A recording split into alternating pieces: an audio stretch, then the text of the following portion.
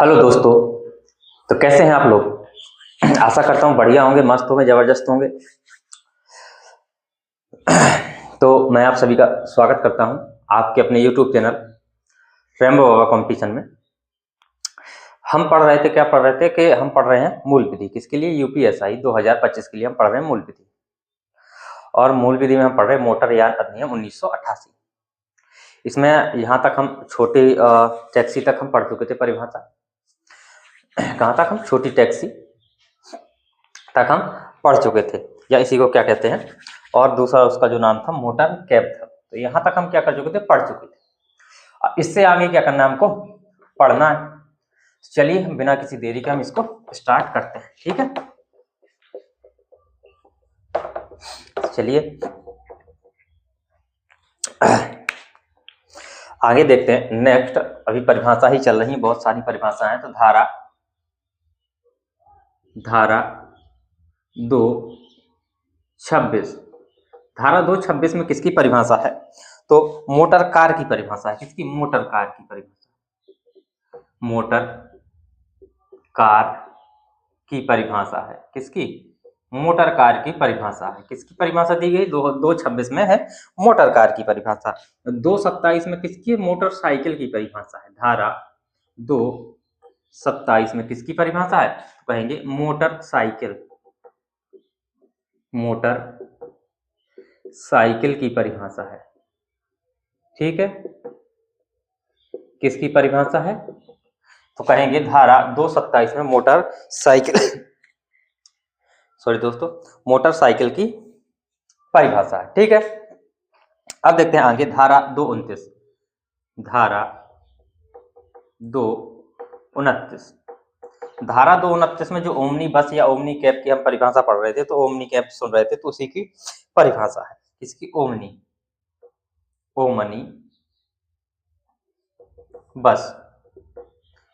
बस की परिभाषा है। तो ओमनी बस किसे माना जाएगा? ओमनी बस किसे माना जाएगा? ये क्या है? इसको क्या, ये साधारण, ये क्या है? एक साधारण बस होगी। कैसी? साधारण बस। यही नॉर्मल जो साधारण बस है, क्या ये क्या है? एक साधारण बस है। लेकिन इसमें क्या होगा? इसमें 6 से अधिक यात्रियों के लिए इसमें होती है। ये क्या होती है? ये कहते हैं 6 से अधिक। ये क्या होती है? 6 से अधिक यात्रियों के लिए होती है। 6 से अधिक यात्रियों के लिए होती है। और इसमें क्या होता है? जो ड्राइवर होता है, या इसी को क्या कहते हैं? चालक शामिल नहीं होता। क्या होता है? चालक शामिल नहीं होता। ठीक है, 6 से अधिक यदि व्यक्तियों की सवारी कर रही, तो उसको क्या कहेंगे हम? ओमनी बस कहेंगे। क्या कहेंगे? ओमनी बस कहेंगे। तो इतनी चीज अब नोट करो, फिर हम आगे चलते हैं।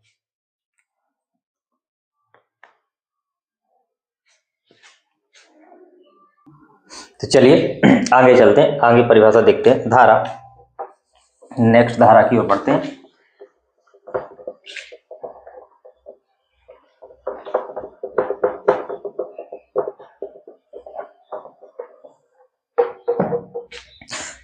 देखते हैं धारा 231 किसकी बात करती है? परमिट की परिभाषा की बात करती है। धारा 231 किसकी? परमिट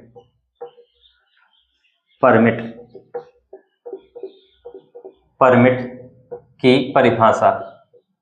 कई बार देखा होगा कि एक राज्य से दूसरे राज्य में जाने के लिए सोचा होगा, बात करते हो कि वहां की हमारे पास परमिट नहीं, हम वहां नहीं जा सकते। तो उसी परमिट की यहाँ पे बात चल रही है। क्या हो रही है? उसी की परमिट की बात चल रही है। और ये परमिट क्या होता है? इसमें जो परमिट है, इसमें ऑल इंडिया परमिट की बात की जा रही है। क्या इसमें जो ऑल इंडिया परमिट की बात की जा रही है? क्या ऑल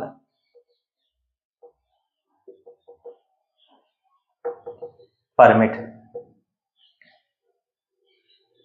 तो ऑल इंडिया परमिट क्या कह सकते हैं? AIP की यहाँ पे बात चल रही है। ट्रकों में, किसमें? ट्रकों में होता है। ट्रकों में, गाड़ियों में होता है। किसके लिए? ट्रकों के लिए, गाड़ियों जो चलती हैं उनके लिए ये परमिट होता है, आवश्यक होता है। ठीक है, अब हम चलते हैं नेक्स्ट धारा की ओर, धारा 2 का। अब क्या करते हैं, अब धारा 2 का जो जोड़ी गई है नई, तो उसको देख लेते हैं। धारा 2 का,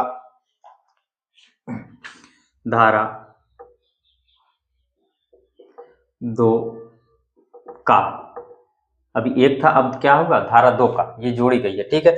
इसमें किसकी परिभाषा दी गई, ई गाड़ी की, ई या ई कार्ट की, या ई रिक्शा, ई कार्ट या ई गाड़ी, या क्या कह सकते हैं, ई रिक्शा। इसमें साथ में क्या, ई रिक्शा, ई रिक्शा की भी परिभाषा है, ठीक है, इसकी या इसके संबंध में दी गई है। तो ये इसमें बताया गया है कि ये क्या होगा, ये किसके लिए होगा, ये क्या है, ये किराया भाड़े में प्रयोग होने वाली क्या होगी, गाड़ी होगी। ये किसके लिए, किराया भाड़े में प्रयोग होने वाली, ठीक है, होने वाली, ये क्या होगी, गाड़ी होगी। क्या होगी, किराया भाड़े में प्रयोग होने वाली गाड़ी होगी। ये क्या होगी, 3 पहिया होगी, 3 पहिया गाड़ी होगी। क्या होगी, 3 पहिया गाड़ी होगी। क्या होगी, ये 3 पहिया गाड़ी होगी। और इसमें क्या होगा, बैटरी, इसमें क्या होगी, बैटरी से चलती होगी। क्या होगी, बैटरी। और जो बैटरी क्या होगी, बैटरी जो होगी वो क्या होगी, 4000 वाट की बैटरी से चलने वाली गाड़ी होगी। क्या होगी, वो होगी 4000 वाट की बैटरी से चलने वाली क्या होगी, गाड़ी होगी। उसको कहेंगे ई कार्ट या ई रिक्शा हम कह सकते हैं, ठीक है। परिभाषा पूछी जा सकती है ई रिक्शा की, तो इतनी चीज आपको समझ में आई होगी, ठीक है। अब हम देखते हैं आगे नेक्स्ट धारा की ओर बढ़ते हैं। बहुत 2 पढ़ लिए, अब हम आगे पढ़ते हैं। इन्हीं में से प्रश्न पूछा जाता है।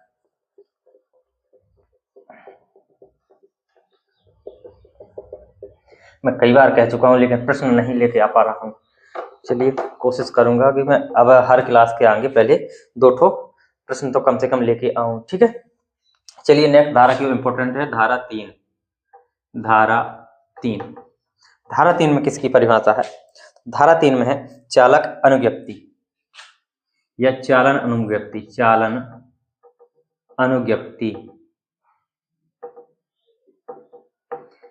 अनुज्ञप्ति, या इसी को क्या बोलते हैं, ड्राइविंग लाइसेंस, डीएल की आवश्यकता क्यों, डीएल की आवश्यकता, ठीक। तो इसकी बताओ, चालन ड्राइविंग लाइसेंस की आवश्यकता क्यों पड़ती है। हमें कहीं भी अगर गाड़ी को चलाना है, भीड़ भाड़ वाले स्थान में या कहीं भी ले जाना, तो उसके लिए हमें क्या होना चाहिए, ड्राइविंग लाइसेंस होना चाहिए। तो यही चीजें हमको लिखनी है, कुछ ज्यादा इंपॉर्टेंट नहीं है। तो चलिए लिखते हैं कि कोई भी, लिख सकते हैं, कोई भी व्यक्ति सार्वजनिक स्थान पर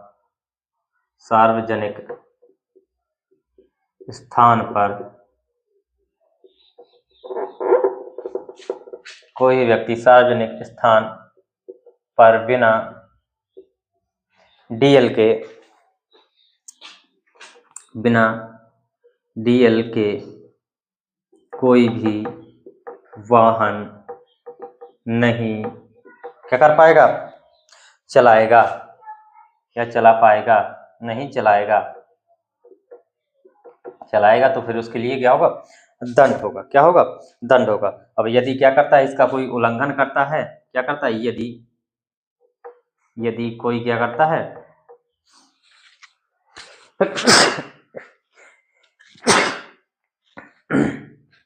सॉरी दोस्तों, यदि कोई क्या करता है, उल्लंघन करता है,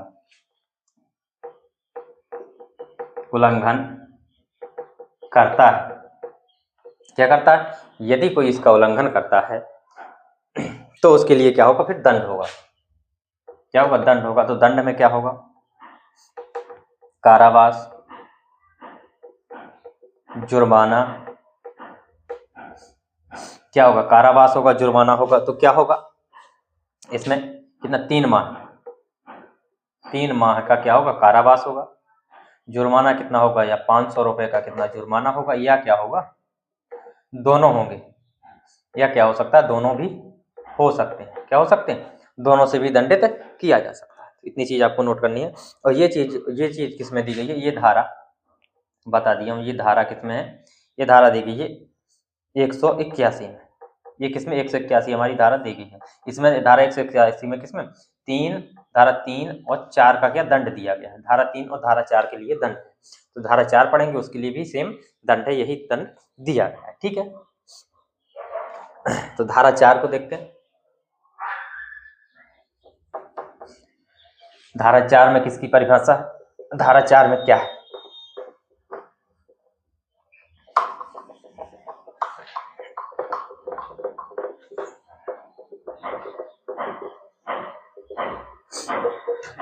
धारा 4 देखते हैं। धारा 4 में क्या है, धारा 4 में है मोटर वाहन चलाने से संबंधित आयु सीमा। मोटर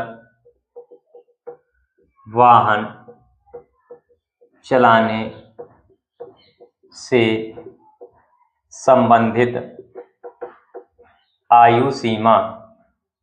आयु सीमा कितनी आयु का व्यक्ति मोटर वाहन को चला सकता है और कितनी आयु का व्यक्ति कौन से मोटर वाहन को चला सकता है, ये चीज इसमें बताई गई है। तो चलिए इसमें देखते हैं कि नंबर 1 में क्या, यदि कोई व्यक्ति क्या 18 वर्ष से कम आयु का है, क्या है, यदि 18 वर्ष से कम आयु का व्यक्ति 18 वर्ष से कम आयु का व्यक्ति सार्वजनिक स्थानों पर कितने वाहन से कितना वाहन चला सकता है,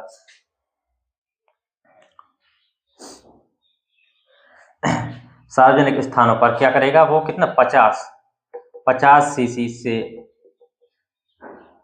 बड़ा वाहन नहीं चलाएगा।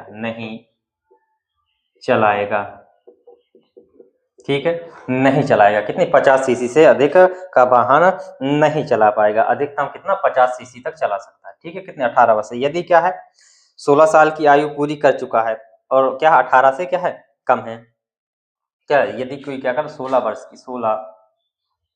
की आयु पूरी कर चुका है तो वो कितना चला सकता है, तो वो व्यक्ति अधिकतम कितनी 50 सीसी की क्या चला सकता है, 50 सीसी की इंजन वाली क्या कर सकता है, मोटरसाइकिल चला सकता है।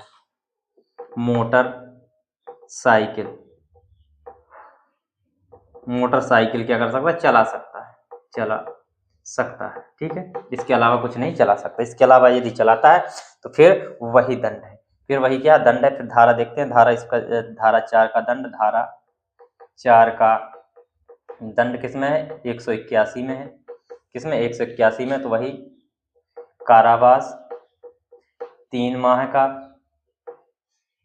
का और जुर्माना कितना 500 रुपए या क्या दोनों हो सकते हैं। तो इतनी चीज आप नोट कर सकते हैं। ठीक है, फिर हम आगे चलते हैं।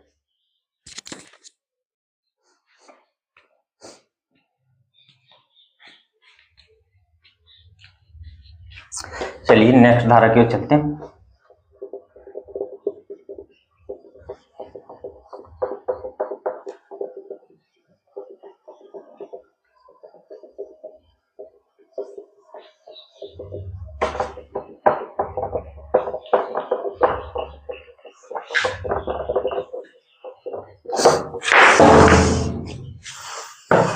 चलिए नेक्स्ट धारा है धारा 6 की ओर बढ़ते हैं। धारा 6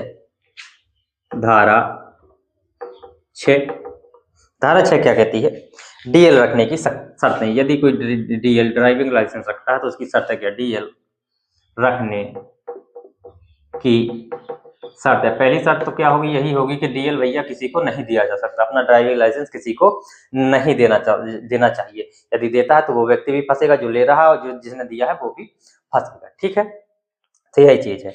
डीएल तो क्या है, डीएल या क्या हो, एलएल हो, लर्निंग लाइसेंस।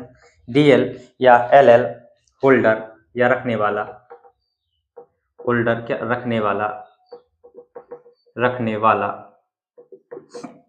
क्या नहीं करेगा, उसका उपयोग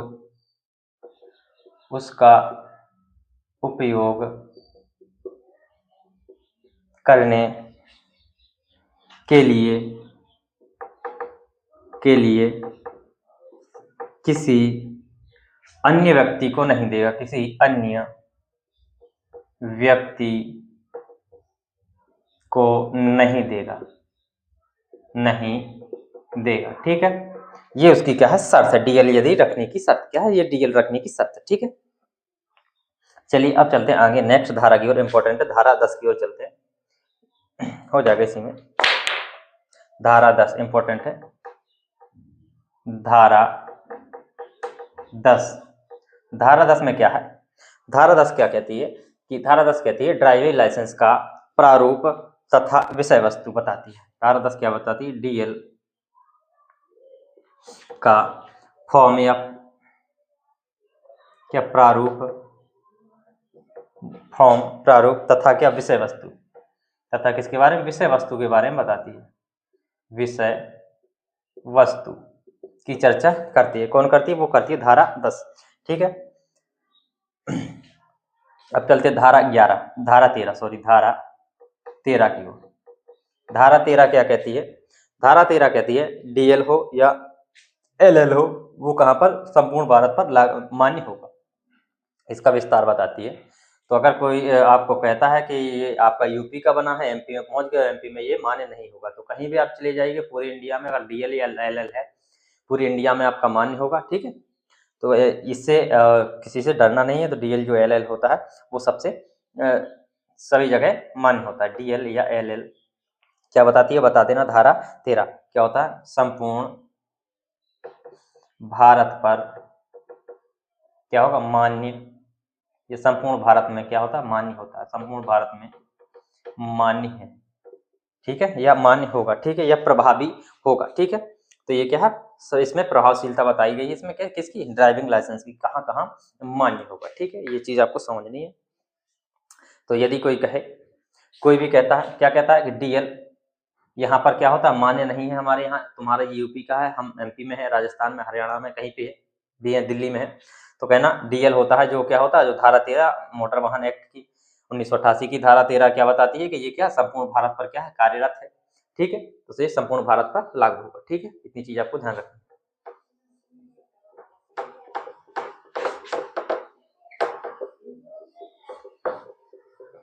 चलिए और आगे चलते हैं।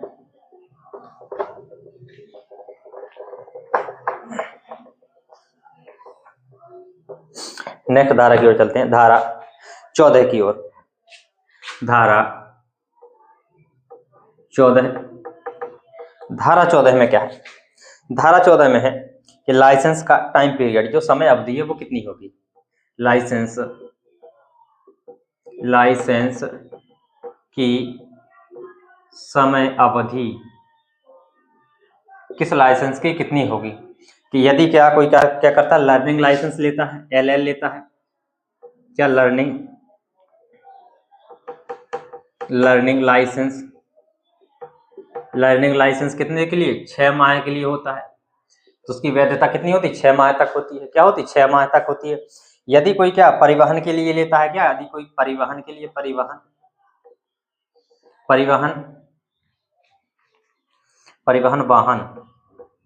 वाहन के लिए लेता है, तो इसकी जो अवधि होती है वो कितनी होती है, 5 वर्ष के लिए। कितनी, 5 वर्ष की होती है।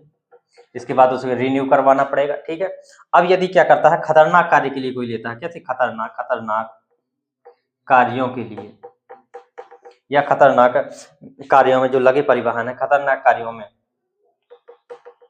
लगे जो परिवहन है उनके लिए लेता है, तो वो कितना, 3 वर्ष में रिन्यू करवाना पड़ेगा। 3 वर्ष की उनकी समय अवधि होती है।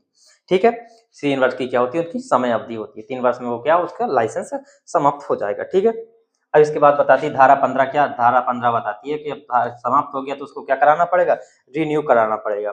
धारा 15 क्या कहती है, कि डीएल, किसका, डीएल या चालक विज्ञप्ति का नवीनीकरण, डीएल का क्या, नवीनीकरण करण पर चर्चा करती है। ठीक है, इतनी चीज आप नोट कर सकते हैं, फिर हम आगे की ओर चलते हैं।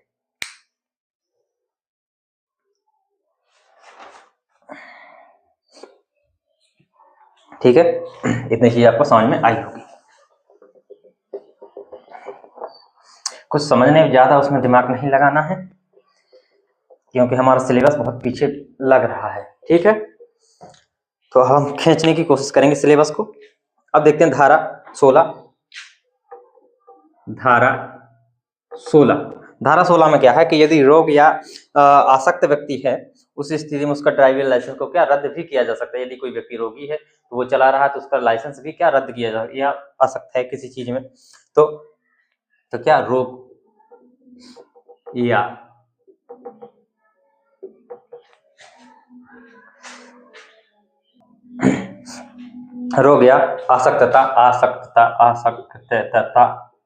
आसक्तता की स्थिति में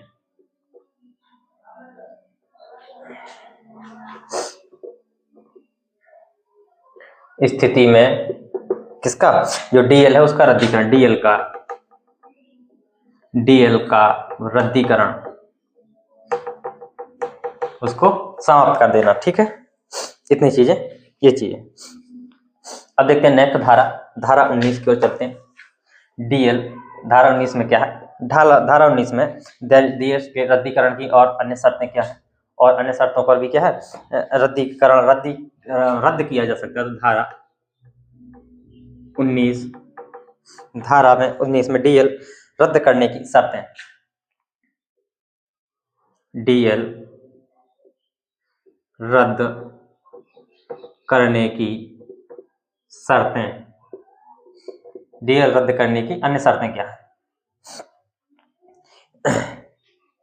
यदि वो क्या है, कोई अभ्यासिक अपराधी है, बराबर अपराध करता रहता है, तो उसका क्या है, लाइसेंस रद्द हो जाएगा। क्या हो जाएगा, यदि वो शराबी है, प्रतिदिन शराब पीता है, तो उसका भी क्या, ड्राइविंग लाइसेंस रद्द हो जाएगा। यदि वो क्या है, संज्ञेय अपराध के लिए वाहन का प्रयोग कर रहा है, तो उसका लाइसेंस रद्द कर दिया जाएगा। क्या कर दिया जाएगा, संज्ञेय अपराध के लिए रद्द कर दिया जाएगा। यदि वो क्या है, खतरनाक तरीके से वाहन चलाता है, क्या करता है, खतरनाक तरीके से वाहन चलाता है, तो भी क्या रद्द कर दिया जाएगा। तो इन काफी चीजें हैं जिनके कारण क्या हो सकता है, वाहन का ड्राइविंग लाइसेंस रद्द कर दिया जाएगा। तो देखते हैं एक एक करके कौन कौन से। यदि क्या है, वो अभ्यासिक, मतलब लगातार वो अपराध करता रहता है, अभ्यासिक